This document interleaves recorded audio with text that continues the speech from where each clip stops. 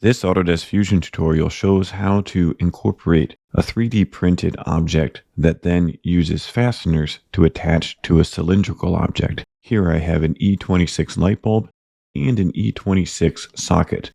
The bulb screws into it, and it has a shade ring that goes on top of this socket. But I want to attach something to the bottom here that can grip it and hold it well. Traditionally, in a lamp, you would attach something to this screw section here, but in this particular case, this is plastic, and I want to be able to attach something more robust up here. In order to do that, I've inserted these two components into my design in hybrid mode in Autodesk Fusion.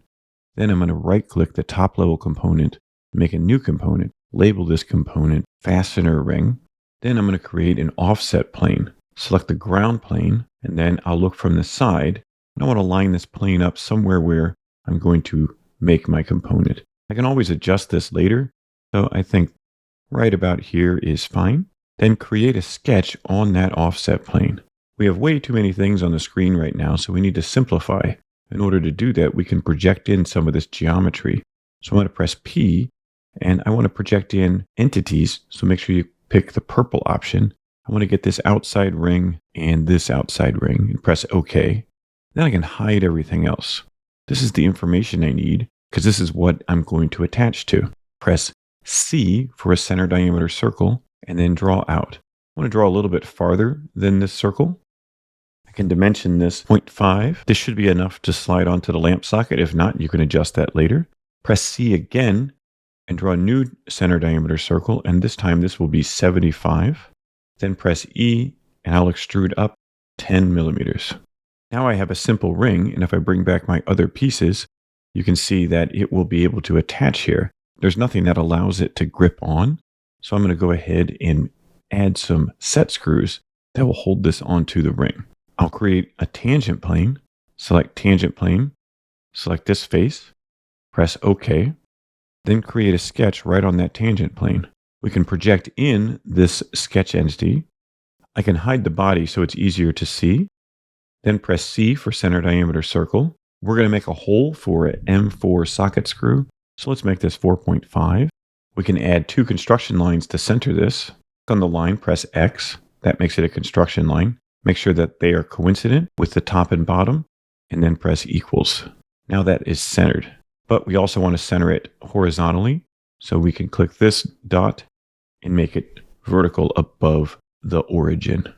This takes care of the screw threads. So now we need to make space for the socket cap, and the socket cap is 7 millimeters. So we can do 7.5 to give it plenty of space. Now we can bring back the body and we can extrude. Press E to extrude, click this inner circle, and then we're going to go a distance of 2 object, and we can go to this section right here and press OK. Now we have a hole for our M4 screw, but we need to be able to have the socket cap fit in. So reshow the sketch, press E, and then here we're going to give it some extra space. It's only 4 millimeters deep, but we're going to go negative 5.5. So now we have a hole for the socket cap screw. And then the way we're going to make this set screw is we're going to put a captive square nut right here. So we'll create a sketch on the top of this. So press P to project, grab this face, press OK. We can hide the body again to make it easier to sketch. Draw a rectangle. This rectangle needs to be 3.5 by 7.5 because a square M4 nut is 3 millimeters by 7 millimeters. We want to center this, so use the vertical constraint. Hold Shift for the midpoint. Click this point. Now it's centered.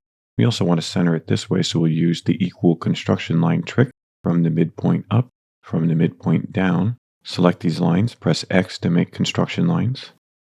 Use the equal constraint to make them equal, and then make both of them vertical. This should fully constrain the sketch. We can press E to extrude. Select this profile. You can show the body again. Look from the side, and we can go down 9 millimeters, because this will give a little space for the nut on the bottom, and press OK. Hide that sketch. So now we have a place for the captive nut to go. So now let's insert a part from McMaster-Carr that we can use as a set screw. Insert McMaster-Carr component, screws and bolts, metric, M4, socket head screws, length we'll use 16 millimeters. Make sure you use a 3D step file. Click download. It doesn't matter where you place it because we're going to use a joint to assemble it. Click assemble, joint. Then I can zoom in, click this face, then this center face, rotate around. I want to set it right here. Click this face, then the center. That'll lock that into place. Make sure for the motion, you select cylindrical. This will allow it to rotate and slide, and press OK. As you can see, our joint is a little bit deep, but we can adjust either the size of this or our screw size later. Now let's insert the square nut. Insert, McMaster-Carr component. We want nuts, metric, M4, square nuts. We can select this top one here. 3D step file, download. And once again, it doesn't matter where it is because we're going to use a joint. So press OK. Then assemble, joint. Select this face, this point. Then we can hide this screw just for a bit. Select this face and this point. And for this one, we're just going to have the motion be rigid. Adjust the position. So if I'm looking at this, we have a little bit of play, which is intended. So I'm just going to adjust this 0.25 this way. That way I can see that play all around. I can bring back the socket screw, and we can see how as this tightens, this nut won't be able to go and it'll press against the piece there. But for a 16 millimeter screw, it looks like I need a little bit more of this ring. We'll bring this back so that socket screw will go there. It'll set out here a bit, but I think I'm going to make this ring a little bit better. And that's one of the great things about parametric modeling. I can go back to this original sketch. Instead of 75, I can type 78, finish sketch. We can hide these two pieces. And now we have a much closer value to what our real set screw will be, because this could come back out and still be flush, perhaps 79. This is where an iterative design process would be possible. One other thing I can do is I can go to this joint, edit the joint, look at the top. I can move it just a little bit and see where that set screw will be. Probably going to be something like this because it has to go through and actually make contact with the plastic. So I think this is a good size. So I'm going to press OK. I'm going to activate the fastener ring component by clicking this dot. So I think I'm going to create circular pattern. The pattern will be features. Those features will be these extrudes. The axis will be the center axis. And we'll have 3. And if I press OK, now I have 3 places for those to be. Windows select everything, modify chamfer, 0.4 chamfer, press OK. Now we have a nice piece that we can put M4 screws and square nuts into and lock right onto a lamp socket ring. We can build more off of this, so you could have this attached to other 3D printed objects or organic forms you build in the form workspace. We'll bring back everything here. Click on the top level component. Hopefully you're able to use this technique to add set screw type fasteners to 3D printed objects with captive nuts. Happy 3D modeling.